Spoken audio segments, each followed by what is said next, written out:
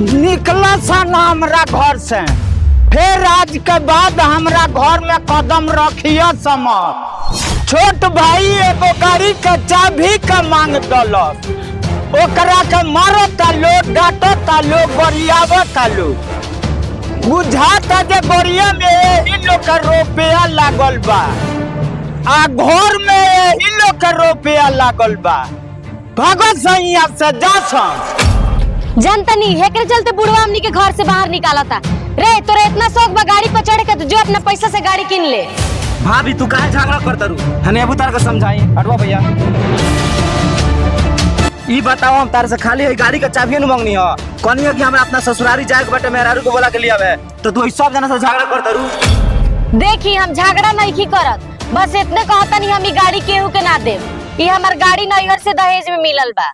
ए पतोहा का चिल्लातारू? कौन चीज कहतारू दे नैहर के हमारा गरिया हो?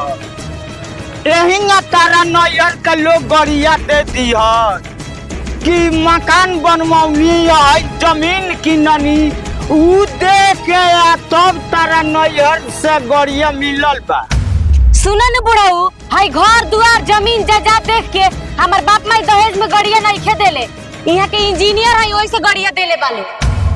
बाप रे बाप, यहाँ के इंजीनियर हैं, तब इनकर माई बाप दहेज में गरिया देले बा। पूछो जे के पढ़ा लिखा के इंजीनियर बनौले बा। ए जी बोली काहे चुप बनी, बोलत काहे नहीं खुन? हाँ बता दो अपना मेहरारू से कि तरह का पढ़ा लिखा के इंजीनियर बनौले बा। का चुप बाड़ो? मेहरारू से ना बोला कि हिम्मत करे तारा हो मर दो तारा खतरा। हमरो सपना रही पढ़ लिख हम डॉक्टर बने, लेकिन अपन सपना तुर के तारा का पढ़ा लिखा के इंजीनियर बनौनी। हम तार छोट भाई हो के फौज वाला बड़ भाई के, लेकिन हम पूरा कैला बनी। आज मेहरारू सामने एकदम बोका बनल बड़ा, चाबी मांगता नहीं तने खदे। हाँ मेहरारू, ई जौन बात कहत हलो तौन सही बावे।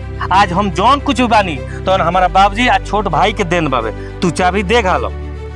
बाबू रहुआ हमरा के माफ कर दी, हई चाबी ली, समझ ली आज के बाद ई गाड़ी राउरे ह। बाबूजी तू हमरो के माफ कर दो।